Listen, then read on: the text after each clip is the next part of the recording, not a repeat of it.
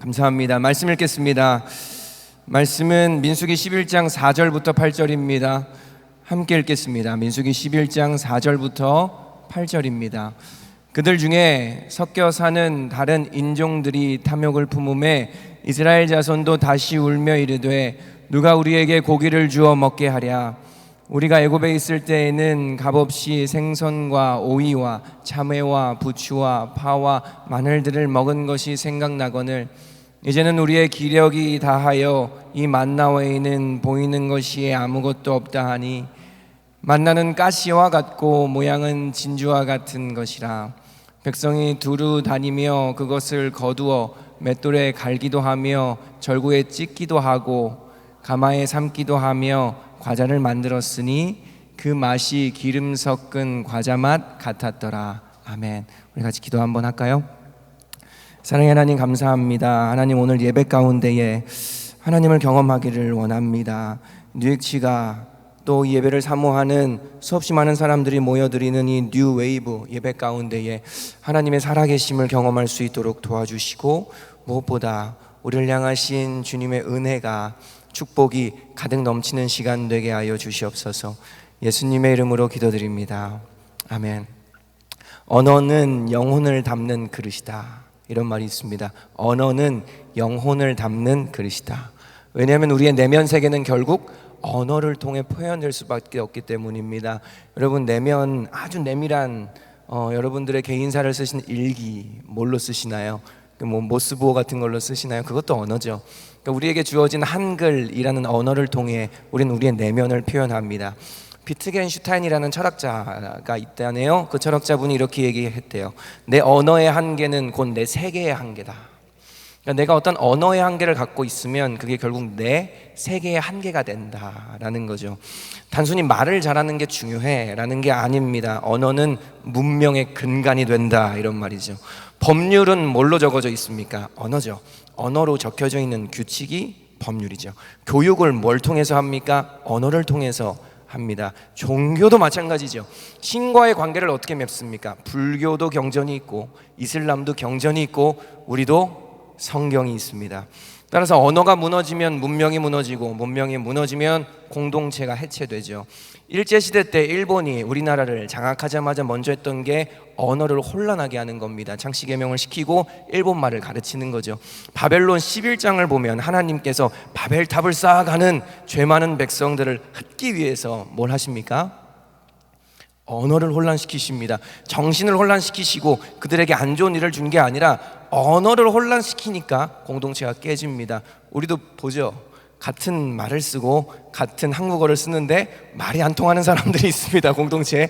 그러니까 말이 안 통하면 함께하기 어려운 거란 말이에요. 여러분, 인간과의 관계에서 그만큼 언어가 중요합니다. 근데 이 언어를 주로 사용하는 사용처가 어디예요? 입입니다. 손으로도 글씨를 쓰고 타이핑도 하지만 이 언어를 주로 사용하는 우리의 주된 사용처는 바로 우리의 입술, 말이라는 겁니다.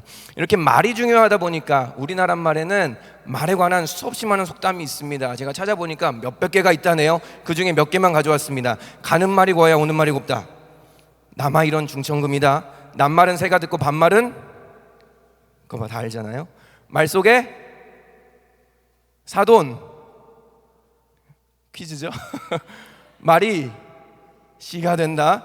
발 없는 말이 말 한마디에 호랑이도 이봐요. 이 10가지나 되는 속담, 말에 관련된 속담을 우리는 다 알고 있을 정도로 말이 중요해 라는 걸 안다는 거죠. 왜냐하면 이런 말은 사람을 살리기도 하고 죽이기도 하기 때문입니다. 우리의 평안했던 하루가 어떤 한마디 말을 들으면 끔찍한 하루가 되기도 하고, 최악이었던 하루가 어떠한 말을 들으면 역전되기도 하는 거죠. 근데 이거는 남녀노소, 신분의 귀천과 상관없이 말이 가진 위력은 누구에게나 작용합니다. 링컨 아십니까? 링컨은 당대 최고의 이 사람이었죠. 리더였고 쓰임받는 사람이었고 누구에게나 인정받는 사람이었습니다. 링컨이 극장에서 암살을 당하죠. 링컨이 그 피살당한 현장에서 링컨 주머니에 있던 걸 보니까 그 주머니에 있던 것 중에 하나가 링컨에 대해서 칭찬을 했던 뉴스페이퍼였습니다. 달고 달았었던 뉴스페이퍼. 그러니까 링컨은 누군가가 자신에 대해서 얘기하는 그 칭찬에 지속적인 영향력이 필요했던 거죠.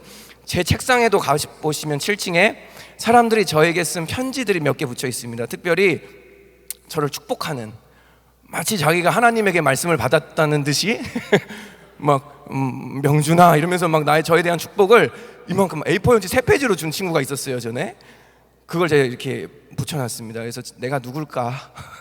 내가 왜 이러고 있을까? 내가 뭘 잘할까? 이런 생각이 들 때마다 그걸 봅니다. 또 하나 그 옆에 붙여져 있는 건 조그만 포스트잇인데요. 작년인가요? 재작년인가요? 저희 청년부 사역자들끼리 서로 이렇게 회의하다가 축복을 한 적이 있었어요. 서로의 장점을 얘기해 준 적이 있었어요. 그걸 제가 잘 기억했다가 A4용 그 포스트잇 하나에다가 다 붙여놨어요. 오른쪽에 붙여놓고 역시 마찬가지로 내가 뭘 잘할까? 내가 어떻게 살아야 될까? 할 때마다 그걸 보면서 영향을 받는다는 거죠. 사람이 살아가는 데 있어서 이 언어라는 건 절대적인 겁니다. 그런데 이 말이 사람에게만 중요하지 않고 하나님에게도 중요합니다. 오늘 본문을 보면 하나님은 우리의 말을 듣고 심판을 하시기도 하시고 축복을 하시기도 하기 때문입니다. 민수기 11장 1절을 같이 보겠습니다.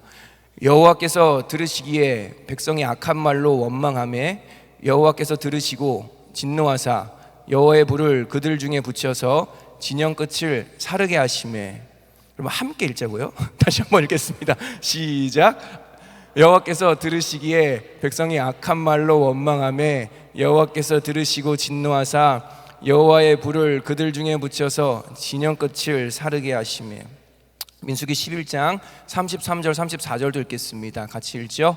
고기가 아직 이 사이에 있어 씹히기 전에 여호와께서 백성에게 대하여 진노하사 심히 큰 재앙으로 치셨으므로 그곳의 이름을 기브롯 핫나와라 불렀으니 욕심을 낸 백성이 거기 장사함이었더라.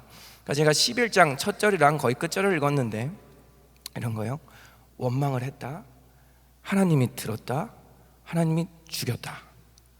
그러니까 하나님이 그 원망을 한 이스라엘 백성들 누군가의 이야기를 듣고 그들에게 내렸던 응답은 죽음이었다라는 겁니다. 오늘 본문에 보면 죄를 심판하시는, 그것도 즉각적으로 강력하게 심판하시는 하나님이 등장합니다. 여기서 우리가 기억해야 될 게 있습니다. 한번 따라할까요? 거룩하신 하나님은 죄를 간과하실 수 없다. 여러분, 하나님은 반드시 죄를 심판하셔야만 합니다. 하나님이 살다 보면 죄를 모른 척 하시는 것 같을 때가 있습니다. 그렇다면 두 가지 중에 하나겠죠.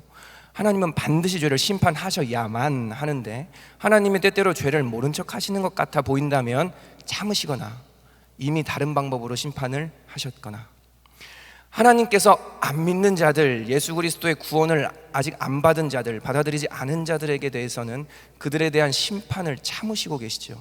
그리고 예수를 믿는 자들에게 한해서는 우리에 대한 심판을 이미 예수 그리스도에게 쏟아 부으셨습니다. 그러니까 우리가 하나님에 대해 착각하면 안 되는 것 하나는, 하나님은 그 누구의 죄도, 여러분들을 아무리 하나님이 사랑하셔도 여러분의 죄를 간과하시는 하나님은 아니시라는 겁니다. 그 죄는 하나님이 보시기엔 너무나 끔찍하고 미운 것이라서 반드시 심판하셔야 했고, 여러분들이 그 죄의 심판을 받지 않는다면 그 죄가 별게 아니라는 것이 아니고 누군가가 그 심판을 대신 받았다라는 것을 기억해야 된다는 것입니다. 내일은 종려주일입니다. 그리고 고난주간이 시작되죠. 그리고 다음 주 주일은 부활절입니다. 그러니까 우리가 받을 수밖에 없었던 이 죄의 심판을 받은 것이 예수 그리스도의 고난과 십자가의 사건입니다. 예수의 십자가는 예수의 육체적인 고통이 중요한 것이 아니죠. 물론 예수 그리스도는 십자가를 오르면서 채찍질을 받으셨고 모든 순환과 고난을 받으셨습니다. 그래서 우리는 그게 시각적인 정보에 의지하기 때문에 그런 것들을 보면서 예수님이 얼마나 아프셨을까를 생각하죠. 그런데 예수님이 받았던 죄의 고난은 단지 채찍이 아니었습니다. 그분이 받았던 고난의 핵심은 죄였고, 죄로 말미암은 하나님의 진노였습니다. 단순히 육체적인 아픔이었다면 하나님이신 예수님이 그렇게 두려워할 수밖에 없었던 이유는 없을 것입니다. 여러분이 죄를 심판하시는, 죄를 미워하시는 거룩하신 하나님을 얼마나 아십니까? 우리는 사랑의 하나님은 참 좋아하고 기억하지만 동시에 이 거룩하신 하나님을 잊을 때가 있습니다. 조나단 에드워즈라는 목사님은 이렇게 얘기했어요. 이 시대의 가장 큰 죄악은 하나님의 백성들이 하나님을 기뻐하지 않는 것과 두려워하지 않는 것이다. 기뻐하지 않는 것도 큰 죄악이지만 그분을 두려워하지 않는 것도 죄악이다. 존 비비어라는 목사님이 쓴 책이 있는데 그 책에 보면 한 가지 예화가 나와요. 뭐냐면 알고 지냈던 목사님이 있었던 거예요. 그 목사님은 TV에도 나오고 굉장히 활발히 사역을 하셨던 분이죠. 근데 어느 날 얘기 들은 거예요. 이 목사님께서 여러 가지 스캔들이 일어나셔서 교도소에 들어갔다는 얘기를 들은 거예요. 이 존 비비어 목사님이 가슴이 아팠대요. 그래서 내가 한번 신방해야 되겠다. 우리 말로 따라서 면회를 갔대요. 얘기를 하는데 가슴이 아파서 이렇게 물었대요. 목사님, 하나님이 두렵지 않으셨습니까? 그랬더니 그 목사님 뭐라 그랬는 줄 아세요? 사실 저는 하나님을 두려워하지 않았습니다. 전 하나님은 사랑했지만 하나님을 두려워하지는 않았습니다. 여러분, 우리는 하나님을 사랑해야 하지만 동시에 하나님을 두려워해야 합니다. 요한일서 4장 18절에 사랑 안에 두려움이 없다는 이 두려움은 우리가 하나님으로부터 징벌을 받을까봐 순종하지 말라는 말입니다. 여러분들이 하나님께 형벌을 받을까봐 그 두려움, 공포심에 의해서 하나님을 쫓아가지 말라는 말이지, 그 하나님을 우습게 여겨라 라는 말이 아니라는 겁니다. 그분과의 친밀한 사랑의 관계로 나아가면 하나님의 위대함을 알게 됩니다. 그분이 죄를 넘어 우리를 사랑하기 위해서 얼마나 큰 희생과 대가를 치러야만 했는지를 알게 됩니다. 그럼 우리는 진정으로 하나님의 뜻을 존중하게 되고 하나님의 시선을 무겁게 여기며 그 무거움이 우리의 삶의 기쁨이 되기도 하고 우리의 삶의 두려움이 되기도 한다라는 말입니다. 여러분, 죄를 짓기가 어려우십니까? 아니면 안 짓기가 어려우십니까? 죄를 짓기가 어려우세요? 아니면 안 짓기가 어려우세요? 하나님의 시선을 무겁게 여기며 그 하나님의 시선과 동행하는 사람은 죄를 짓기가 어렵겠죠. 근데 죄를 안 짓기가 어렵다면 그 하나님의 시선이 여러분에게 너무 가볍다는 뜻 아닐까요? 하나님은 거룩하십니다. 아멘. 거룩하신 하나님은 죄를 미워합니다. 죄를 미워하시는 이 하나님을 진정으로 사랑하는 사람은 그분의 거룩하심 앞에서 가볍게 웃지 못합니다. 사랑은 경외를 낳고 경외는 거룩을 낳기 때문입니다. 거룩하시길 바랍니다. 그런데 오늘 본문을 보면 대단한 잘못을 한 건 아닌 것 같아요. 불평을 했단 말이죠. 먹을 걸로 불평했단 말이죠. 이렇게 교훈을 해도 될까요? 여러분, 식사 앞에 불평하지 마세요. 수틀리면 불타 죽을 수 있어요? 이게 오늘 본문의 교훈일까요? 절대 그렇진 않습니다. 오늘 본문을 잘 이해하면 죄를 미워하시는 하나님과 함께 도대체 죄란 무엇인가, 이 죄의 본질이 무엇인가를 이해할 수 있습니다. 민수기 11장 4절에서 6절 함께 읽겠습니다. 그들 중에 섞여 사는 다른 인종들이 탐욕을 품음에 이스라엘 자손도 다시 울며 이르되 누가 우리에게 고기를 주어 먹게 하랴? 우리가 애굽에 있을 때에 값없이 생선과 오이와 참외와 부추와 파와 마늘들을 먹은 것이 생각나거늘 이제는 우리의 기력이 다하여 이 만나 외에는 보이는 것이 아무것도 없도다 하니, 그러니까 만나를 먹은 거예요. 하나님이 만나라는 걸 주셨습니다. 네, 여러분, 만나를 몇 개월 동안 먹었는지 아십니까? 11개월 먹었습니다. 만나만. 하나님이 출애굽한 이후에 출애굽기 16장에 보면 딱 한 번만 만나와 메추라기를 같이 주셨습니다. 그리고 나서 11개월 동안 만나만 주셨습니다. 근데 만나는 고기가 아닙니다. 여러분, 고기를 안 먹고 11개월 사실 수 있겠습니까? 근데 만나는요, 이름도 재미있습니다.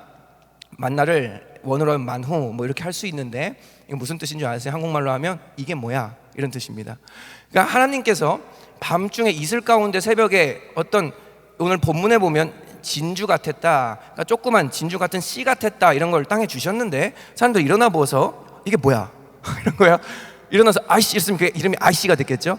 그러니까 이게 뭐야? 이게 만나의 이름이 된 겁니다.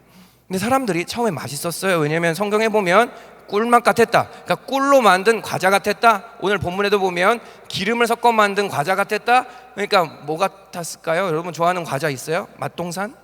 너무 옛날 과자.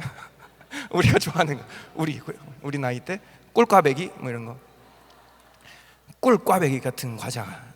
근데 이 꿀꽈배기를 11개월 먹는다고 생각해봐요. 물론 훨씬 맛있었겠죠. 왜냐하면 하나님이 주신 거니까. 이거를 빚어서 만들어서 이렇게 먹었어야 되는 거예요. 근데 문제는 11개월 먹었다. 아무리 비싼 호텔 음식도 11개월 먹으면 질릴만 하죠. 불평할만 합니다. 근데 하나님이 음식 11개월 주시고 그 11개월 줬다고 이거 원망했다고 막 다 죽이시면 도대체 어떻게 살란 말인가 우리는. 네, 그렇게 생각할 게 아닙니다. 오늘 불평의 내용을 보면 무엇이 문제였는지 알게 됩니다. 다시 한번 11장 4절 같이 읽겠습니다. 그들 중에 섞여 사는 다른 인종들이 탐욕을 품음에 이스라엘 자손도 다시 울며 이르되 누가 우리에게 고기를 주어 먹게 하랴. 그 문제는 탐욕이죠. 기억해야 될 게 있습니다. 하나님은 우리의 중심을 보십니다.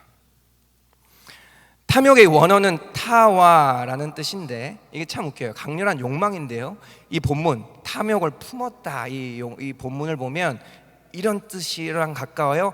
욕망을 욕망했다, 욕심을 욕심했다. 그러니까 굉장히 강한 욕심을 표현합니다. 근데 살면서 욕망 좀 할 수 있는 건 아닙니까? 성경도 보면 이 타와라는 단어가 긍정으로 쓰일 때도 있고 부정으로 쓰일 때가 있습니다. 그러니까 우리는 살다 보면 무언가를 욕망할 때가 있다는 겁니다. 근데 중요한 게 있습니다. 무엇을 욕망하는가? 여러분들 마음에 욕구, 욕망 자체가 나쁘다는 것이 아닙니다. 근데 무엇을 욕망하고 왜 욕망하는가, 그리고 그 욕망을 어떻게 처리하는가가 하나님 입장에서는 굉장히 중요하다는 겁니다. 죄의 본질이 바로 거기에 있다. 이어서 민수기 11장 5절은 이렇게 나와 있습니다. 우리가 애굽에 있을 때에는 값없이 생선과 오이와 자매와 부추와 피와 마늘들을 먹은 것이 생각나거늘. 그러니까 이렇게 얘기하는 거예요. 하나님, 왜 이렇게 우리를 인도하십니까? 차라리 하나님께서 우리를 출애굽시키지 않으셨다면, 출애굽은 구원을 상징하잖아요. 우리말로 하면 이렇게 얘기하는 거예요.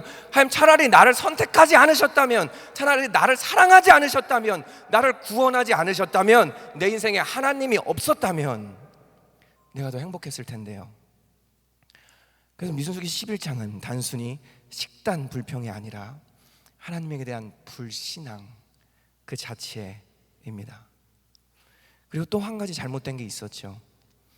무엇을 욕망하는가와 함께 동시에 그 욕망을 어떻게 처리하는가가 중요하다 그랬는데, 11장 4절 아까 보시면 그들이 탐욕을 품음에 그 탐욕의 대상이 누구에게로 갑니까? 이스라엘 자손에게로 갑니다.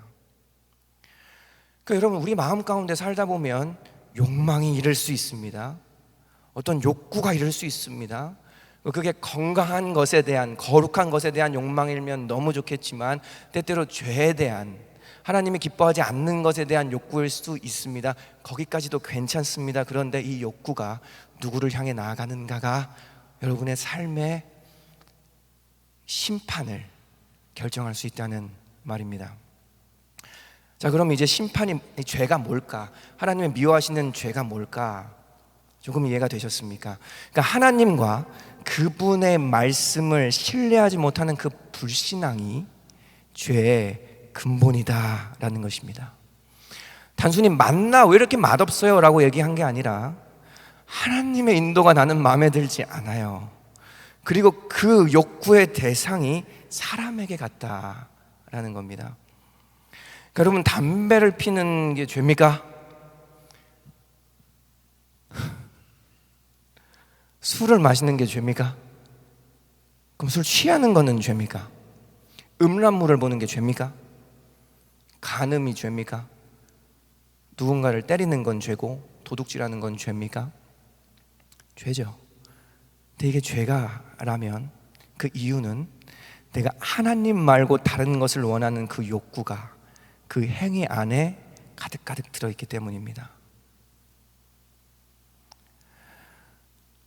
여러분, 우리가 하나님을 못 믿는다라고 하면 어떻게 될까요? 인간은 무언가를 믿어야만 하는 존재거든요. 그럼 어떻게 될까요? 하나님을 못 믿으면 다른 걸 믿거나, 이게 중요한데, 하나님을 못 믿으면 하나님과 다른 걸 같이 믿게 되겠죠. 그리고 성경은 이걸 우상숭배라고 합니다. 하나님을 못 믿거나 아니면 하나님과 동시에 다른 걸 믿는 것을 우상숭배라고 하는 거죠. 그럼 우리는 구원을 받았습니다. 할렐루야. 예수님이 우리 안에 계십니다. 성령님도 우리 안에 계시죠. 그런데 왜 우리가 세상 쾌락을 이기지 못합니까? 더 위대한 쾌락이 하나님 앞에 있다는 그 말씀을 믿지 못하기 때문입니다. 그거를 참고 넘어갔을 때 더 놀라운 쾌락이 하나님 앞에 있다는 사실을 우리는 믿지 못하기 때문이죠. 시편 16편 11절 보겠습니다. 같이 읽을까요? 주께서 생명의 길을 내게 보이시리니 주의 앞에는 충만한 기쁨이 있고 주의 오른쪽에는 영원한 즐거움이 있나이다. 안 믿기는 거예요. 알아요? 그리고 포장하죠. 연약하다고. 사실 여러분, 죄를 좋아하는 거면서, 죄에서 기쁨을 얻고 싶은 거면서 어쩔 수 없이 죄를 지었다고 변명하는 겁니다. 우리 안에 예수가 있단 말이죠. 구원받았단 말이죠. 구원받았다라는 건 죄를 이길 능력이 내 안에 있다는 것입니다. 그러니까 결국 우리가 죄를 짓는 이유는, 하나님 앞에 우리가 바로 살지 못하는 이유는 하나님을 믿지 않기 때문이다 라는 겁니다. 선악과 사건도 마찬가지죠. 여러분, 선악과가 없었다면 아담과 하와는 죄를 짓지 않습니까? 선악과가 있어서 아담과 하와가 죄를 지은 겁니까? 아닙니다. 선악과가 없어도 아담과 하와가 마음으로 죄를 졌으면 아담과 하와는 죄인인 거죠. 그럼 선악과를 왜 뒀을까요? 하나님의 사랑이죠. 선악과를 보면서라도 너의 인생의 주인이 나라는 것을 기억하라는 하나님의 보험이죠. 우리 인생도 그럴 때가 있다는 말입니다. 내가 좋아서 죄를 졌으면서 왜 하나님 날 지키시지 않냐고, 하나님 왜 나를 보호해 주시지 않냐고, 하나님 왜 나에게 유혹을 이길 힘을 주시지 않냐고 그럴 때가 있다는 것입니다. 아담과 하와는 선악과 때문에 죄를 진 게 아니라 하나님과 그분의 말씀을 믿지 않았기 때문에 선악과를 따먹은 거죠. 아담과 하와가 뱀의 말을 듣죠. 뱀이 유혹하잖아요. 야, 정녕 하나님이 선악과를 먹으면 죽으라고 하셨냐? 아담과 하와는 하나님의 말, 네가 정녕 죽으리라, 이 말 대신 뱀의 말을 믿었던 거고, 그 아담과 하와 안에는 탐욕이 있었던 거죠. 여러분은 어떠십니까? 혹시 여러분들 살면서 어쩔 수 없이 짓는 죄들을 연약함, 또는 난 그렇게 살아왔으니까 나의 성향이 그래, 이런 것들로 포장하진 않으십니까? 여러분들의 입술에 그 불평, 원망을 혹시 여러분들의 연약함과 부족함으로 합리화하진 않으십니까? 사실 그 말을, 나는 사실 하나님과 하나님의 말씀을 못 믿겠어 라는 말을 이렇게 하기는 조금 민망하니까 포장해서 돌려서 하는 것 아니냐는 겁니다. 여러분, 하나님과 그분의 말씀을 믿으시기를 축복합니다. 오늘 다시금 성령께서 우리 내면의 우상을 보게 하시기를 원합니다. 혹시 내가 하나님 말고 다른 것을 바라고 있는 건 아닌지, 이 만나 질린다, 만나 별로다라고 얘기했던 이스라엘 백성들이 사실 하나님 말고 다른 걸 원했던 것처럼, 아니면 하나님과 동시에 다른 것을 믿었던 것처럼, 혹시 내 안에 하나님과 다른 것을 동시에 섬기고 있기 때문에 지금 만족함이 없는 것은 아닌가 돌아보자라는 겁니다. 그리고 왜 그래야 합니까? 우상 숭배의 끝은 언제나 비참이기 때문입니다. 탐욕을 품으면 언제나 탐욕이 여러분의 인생을 삼킵니다. 오늘 민수기 11장 33절 34절에 보면 이렇게 나와요. 고기가 아직 이 사이에 있어 씹히기 전에 여호와께서 백성에 대하여 진노하사 심히 큰 재앙으로 치셨으므로 그곳의 이름을 기브롯 핫다와라 불렀으니 욕심을 낸 백성이 거기 장사함이었더라. 기브롯 핫다와에 묻혔다. 무슨 뜻인지 아세요? 탐욕의 무덤들이다, 이런 뜻입니다. 그러니까 성경이 참 재밌죠. 탐욕을 냈던 사람들을 탐욕의 무덤에 들어가게 하시는 하나님을 경험하게 하십니다. 그래서 입술에 은혜가 흐르게 하라, 오늘의 설교의 제목인데, 우리 입술에 은혜가 흐르려면 사실 입술이 아니라 마음의 은혜가 흐르게 하셔야 합니다. 하나님을 잃은 마음은 아무리 감사하려고 해도, 아무리 채워지려고 해도 만족되지 못합니다. 하나님 없는 갈망은 반드시 심판으로 이루어지게 돼 있습니다. 그 허기짐 자체가 이미 심판일 수 있습니다. 그래서 예수 그리스도는 말씀하셨습니다. 나는 생명의 떡이라, 나에게 오는 자는 결코 줄이지 않을 것이다.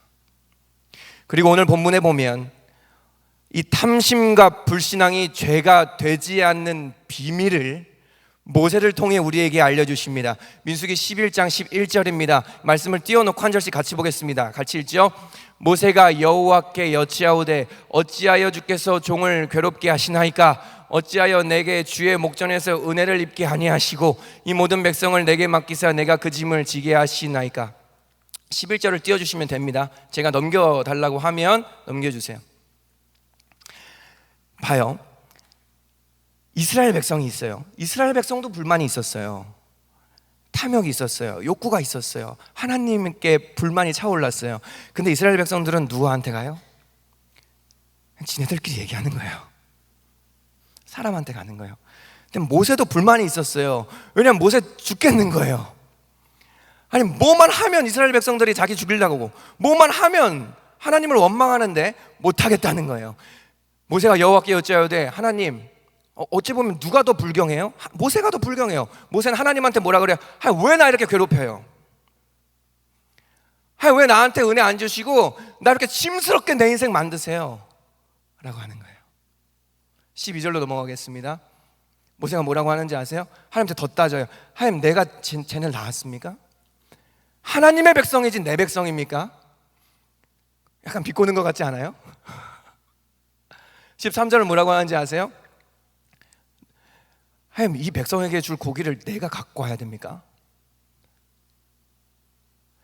얘네들이 징징대면서 고기 갖고 오라고 하는데 14절, 하나님 너무한 거 아닙니까? 하나님 너무한 거 아닙니까? 감당할 거 나한테 감당시키셔야지. 우리 신앙생활의 비밀이 여기 있습니다. 불평에도 종류가 있다는 것입니다. 한번 따라해 볼까요? 기도가 되는 불평이 있고 죄가 되는 불평이 있다. 여러분은 혹시 죄가 되는 불평을 하고 계십니까? 기도가 되는 불평을 하고 계십니까? 살면서 욕구가 없는 사람이 어디 있겠습니까? 죄를 짓고 싶은 마음이 일어나지 않는 사람이 어디 있겠습니까? 근데 그 죄를 짓고 싶을 때 사람에게 나가서 죄를 짓는 자가 있고 하나님께 나아가서 하나님, 난 너무 죄 지고 싶다고, 하나님 어떻게 나에게 이러실 수 있냐고, 나는 언제 바뀌냐고 기도하는 사람이 있다는 것입니다. 예수님의 겟세마네 기도도 마찬가지였죠. 예수님이 하나님 앞에 하나님, 나 이거 감당하지 못하겠다고 기도했던 게 겟세마네 기도 아닙니까? 근데 그 기도는 우리가 모두 본받아야 될 기도의 최고의 모범이 되십니다. 여러분의 기도의 지평이 넓어지기를 축복합니다. 밤마다 새벽마다 죄를 짓고 싶은 자들이 본당에 모여야 되는 거예요. 그러니까 거룩해서 기도하러 나오는 게 아니란 말이에요. 하나님, 날 써주세요. 하나님, 정말 우리 팀을, 이 대한민국을 회복시켜 주세요. 그런 욕구가 있기 때문에만 기도의 자리에 나와야 되는 게 아니라는 거예요. 하나님, 난 너무 죄 짓고 싶어요. 하나님, 난 너무 사역하기 싫어요. 네, 제 마음은 아닙니다. 난 너무 놀고 싶어요. 그래서 기도하러 오는 게 그래서 기도하러 와야 된다는 겁니다. 그럼 청년회 때 얼마나 욕구가 많아요. 얼마나 시험이 많아요. 얼마나 탐욕이 많아요. 우리가 다 숨기고 있잖아요. 그래서 이 예배당에 가득 차야 된다는 거예요. 밤마다 새벽마다 기도하러 나오시기를 축복합니다. 말씀 맺겠습니다. 여러분, 하나님을 사랑하십니까? 그 사랑 안에 경외가 함께 있으십니까? 하나님을 사랑하면 그분을 알게 되고 그분을 진정으로 알게 되면 그분 앞에 무릎 꿇을 수밖에 없습니다. 여러분 입술은 어떠십니까? 여러분의 입술에는 은혜가 흐르십니까? 여러분의 마음에는 은혜가 흐르십니까? 입술이 문제가 아닙니다. 마음이 문제일 수 있고 그 마음 한복판에 하나님과 동시에 다른 것이 있을 수 있습니다. 오늘 모세처럼 하나님께로 나아가시기를 축복합니다. 우리에게 어떤 욕구가 있고 여러분들이 어떤 큰 어려움이 있든지 간에 하나님 앞에 가면 그것은 기도가 되고 축복의 통로가 되지만 사람에게 가면 그것은 죄가 되고 불평이 될 수 있다는 사실을 기억하시기를 바랍니다. 함께 찬양하고 기도하겠습니다.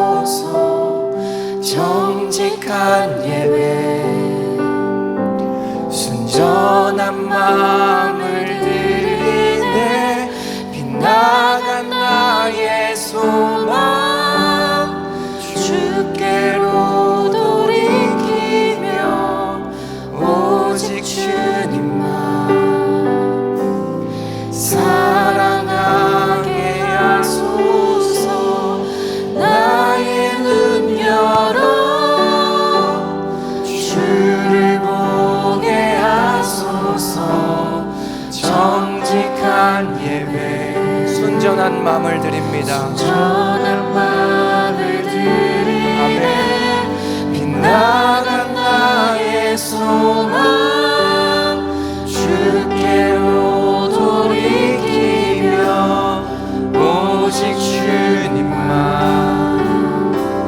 사랑하게 하소서. 나의 눈 열어 아멘. 주를 보게 하소서. 정직한 예배 순전한 마음을 드리네. 빛나간 나의 소망 주께로 돌이키며 오직 주님만 아멘. 사랑하게 하소서. 나의 눈 열어 주를 보게 하여 주시옵소서. 주님 정직한 예배 드리길 원합니다. 순전한 마음 드리길 원합니다. 우리의 빛나간 소망들을 주님께 드립니다. 주께로 돌이키며 오직 주님만, 오직 주님만 사랑하게 나의 눈 열어, 나의 눈 열어 주를 보게 하소서. 정직한 예배 순전한 마음을 드립니다. 오 주님, 빛나간 나의 소망 주께로 돌이키며 오직 주님만 사랑하게 하소서. 나의 눈 열어, 나의 눈 열어 주님께 나갑시다. 주를 보게 하소서. 정직한 예배 순전한 마음을 드리네. 빛나간 나의 소망 주께로 돌이키며 오직 주님만 사랑하게 나의 눈 열어, 나의 눈 열어, 나의 눈 열어 주를 보게 하여 주시옵소서. 주를 보게 하소서. 거룩하신 하나님, 거룩하신 하나님, 순전한 마음을 드리네.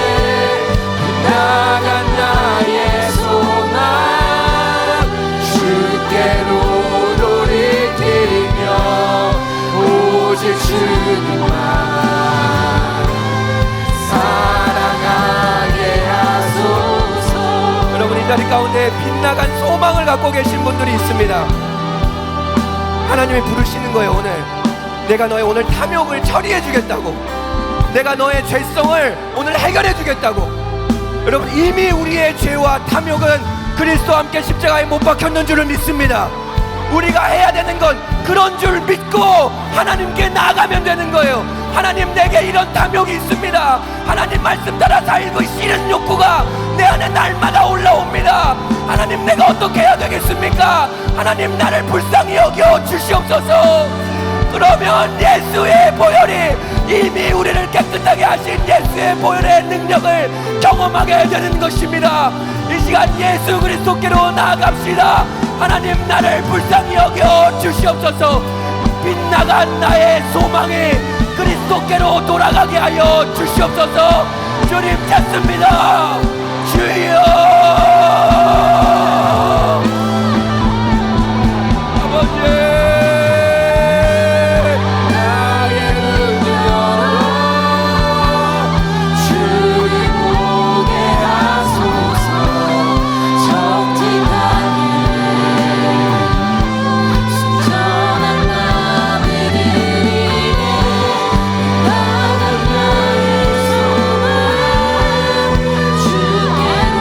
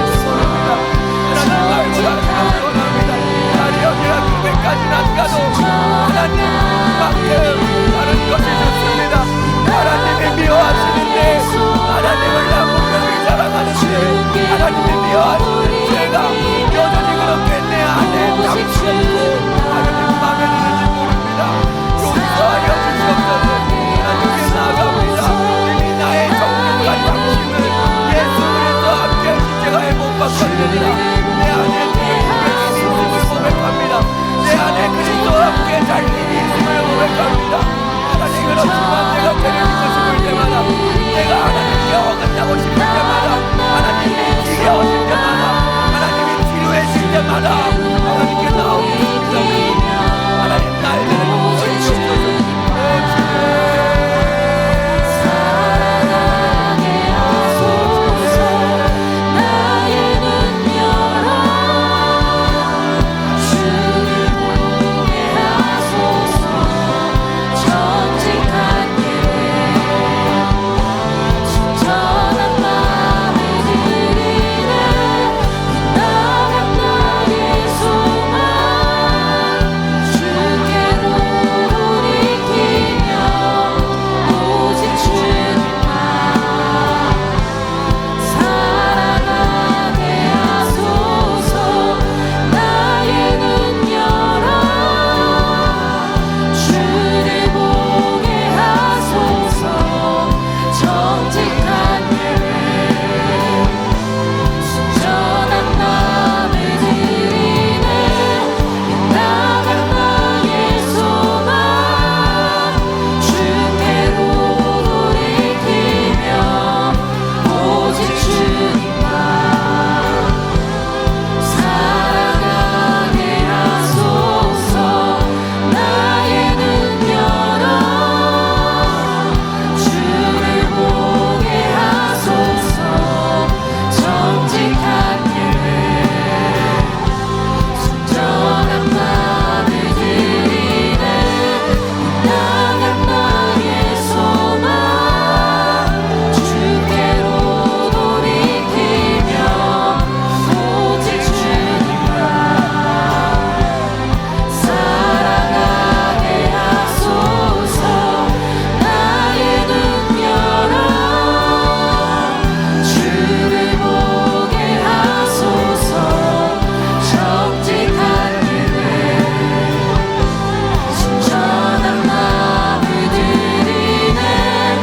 나간 나의 소망 주께로 돌이키며 오직 주님만 사랑하게 하소서. 나의 눈 열어 주를 보게 하소서. 정직한 예배 순전한 마음을 드리네. 나간 나의 소망 주께로 돌이키며 오직 주님만 사랑하게 하소서. 나의 눈 열어 주를 보게 하소서. 정직한 예배 순전한 마음을 드리네. 나간 나의 소망 주께로 돌이키며 오직 주님만 사랑하게 하소서. 나의 눈 열어 주를 보게 하소서. 정직한 예배 순전한 마음을 드리네. 나간 나의 소망 주께로 돌이키며 오직 주님만 사랑하게 하소서. 나의 눈 열어 주를 보게 하소서. 정직한 예배 순전한 마음을 드리네. 나간 나의 소망 주께로 돌이키며 오직 주님만 사랑하게 하소서. 여러분, 이 시간 하나님 앞에 문제는 우리의 믿음이었다는 것을 인정합시다.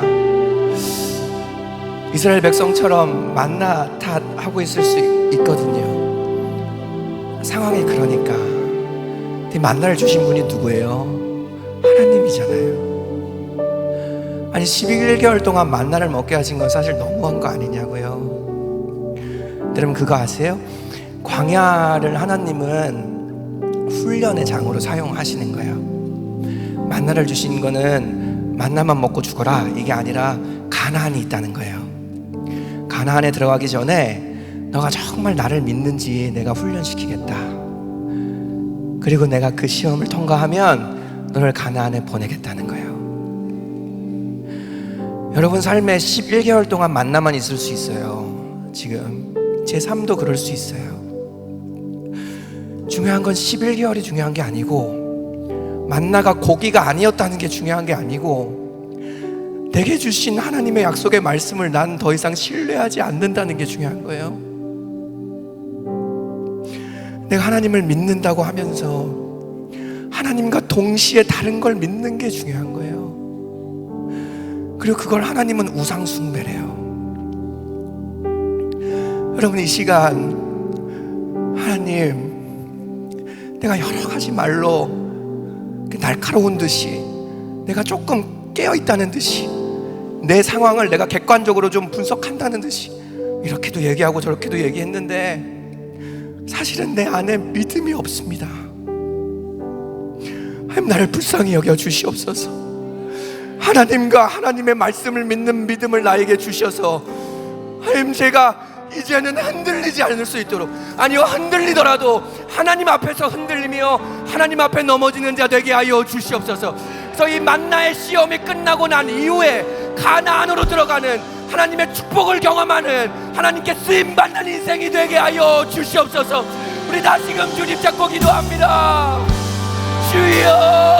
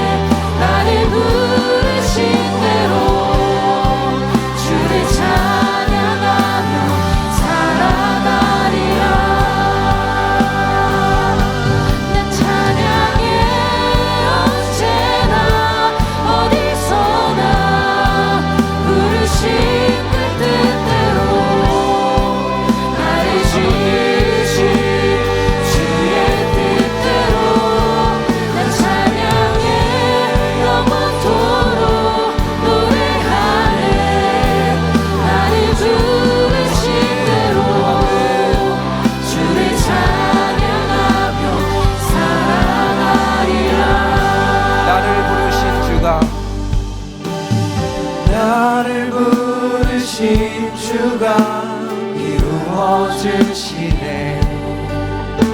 잠시 넘어지더라도 붙잡아주시네. 나의 걸어가는 길 늘 동행하시네. 아멘. 혼자라 생각했던 삶 늘 함께 하셨네. 나 찬양해, 나 찬양해. 언제나 어디서나 부르신 그 뜻대로 나를 지으신 주의 뜻대로 나 찬양해. 영원토록 노래하네. 나를 부르신 대로 주를 찬양하며 다시 한번 믿음으로 고백할까요? 나를 부르신 주가, 나를 부르신 여러분 주님이 이루어주실 겁니다. 아멘. 잠시 넘어지더라도 붙잡아주시네. 나의 걸어가는 길 늘 동행하시네. 혼자라 생각했던 삶 늘 함께 우리의 입술로 하나님을 찬양합시다. 나 찬양해. 언제나 어디서나 부르신 그 뜻대로 나를 지으신 주의 뜻대로 나 찬양해. 영원토록 노래하네. 나를 부르신 대로 주를 찬양하며 살아가리라. 여러분, 하나님께서 우리를 지으신 이유가 있습니다. 하나님을 찬송하려 하게 하심입니다. 어떻게 우리가 찬송만 하겠어요? 그렇죠. 불평도 하고 원망도 하고 모세도 그랬는데. 근데 그거 아시죠? 하나님 모세를 보면서 너가 지면의 모든 자보다 온유하다. 그러니까 하나님의 기준은 놀라운 거예요. 하나님 앞에 가서 하면 되는 거예요. 뭐 우리 공동체도 중요하고 사실 하나님께 나아가는 힘이 될 때가 참 많이 있죠. 사람 앞에 가서 울고 때때로 누굴 씹기도 하고. 여러분, 그런데 아셔야 돼요. 하나님은요, 하나님께 나아오길 원하세요. 결국 우리의 문제는 그러니까 우리의 무릎이 하나님 앞에 꿇려지지 않는다는 거예요. 그럼 이 시간 다시 한번 이 찬양 부르면서 우리들 기도해야 했으면 좋겠는데요. 이 찬양의 가사가 그렇잖아요. 나를 부르신 대로. 믿음의 고백이잖아요. 그렇지, 내가 죄 지으려고 부름받은 존재가 아니지. 내가 불평하고 원망하고 그런 존재가 아니지. 나를 부르신 이유가 하나님 영광 받기 위해서지, 하나님 찬송 받기 위해서지. 날 그렇게 부르신 하나님이 이루실 거야. 그게 이 찬양 주제 아니겠습니까? 다시 한번 찬양하며 믿음으로 고백합시다.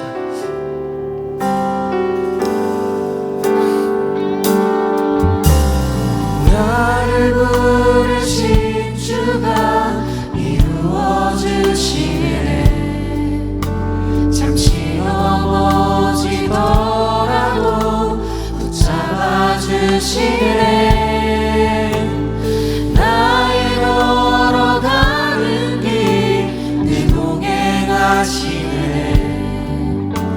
혼자라 생각했던 삶 늘 함께 하셨네. 나 찬양해, 나 찬양해. 언제나 어디서나 부르신 그 뜻대로 나를 지으신 주의 뜻대로 나 찬양해. 영원토록 노래하네. 나를 부르신 대로 주의 찬양하. 한 번 더 고백합시다. 나 찬양해, 나 찬양해. 언제나 어디서나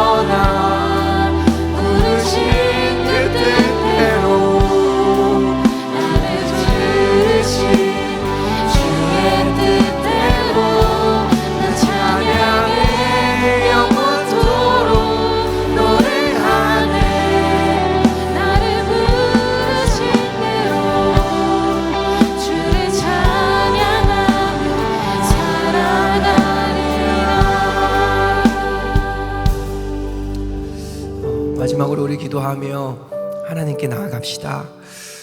하나님께 무엇이든 기도해도 좋잖아요. 결국 하나님께서는 합력하여 선을 이루어 주실 테니까 이 시간에 제가 어떤 기도 제목을 던지기보단 하나님 앞에 섰으면 좋겠어요. 각자가 하나님께 올려드려야 되는 고백들이 있다는 마음을 주셔서 이 시간 우리 같이 기도할 때 무엇이든 좋아요.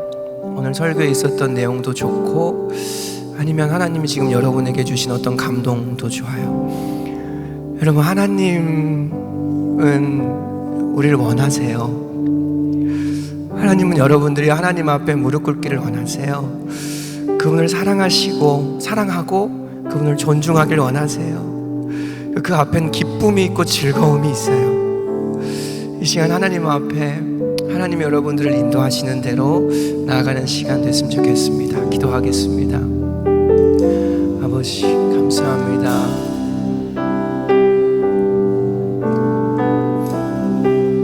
아버지 감사합니다. 주님. 내 찬양에 언제나 어디서나 부르신 그 뜻대로 나를 지으신 주의 뜻대로 나 찬양에 영원토록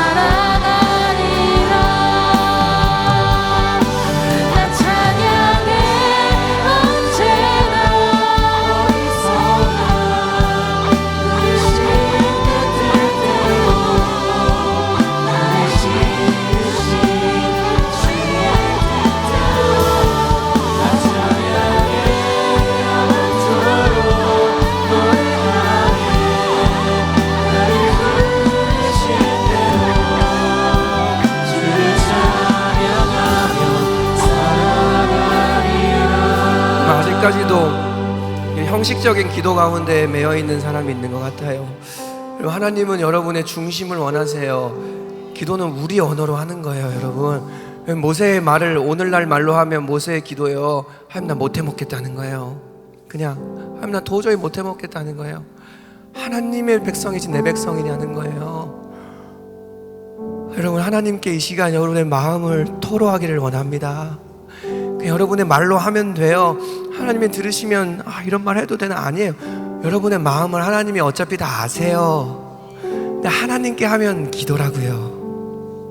그러니까 이 시간 우리 마지막으로 한 번만 더 하나님께 나아갈 때, 지금 기도의 시간이잖아요. 기도하러 온 거잖아요. 왜 기도를 안 하세요? 왜 그러고 계세요? 이 시간 하나님께 무엇이든 좋아요. 길지 않게 5분 정도 우리 마지막으로 더 기도할 텐데, 크든 작든 그냥 여러분 마음에 있는 걸 하나님한테 고백하면 되는 거예요. 그럼 하나님이 하시는 거예요. 그냥 하나님이니까, 그런 분이 우리 아버지시니까 이 시간 하나님께 다시 기도하며 나가겠습니다. 오 주님, 사랑의 하나님, 사랑의 하나님, 하나님 우리가 하나님 앞에 섭니다. 하나님 우리가 하나님 앞에 섭니다.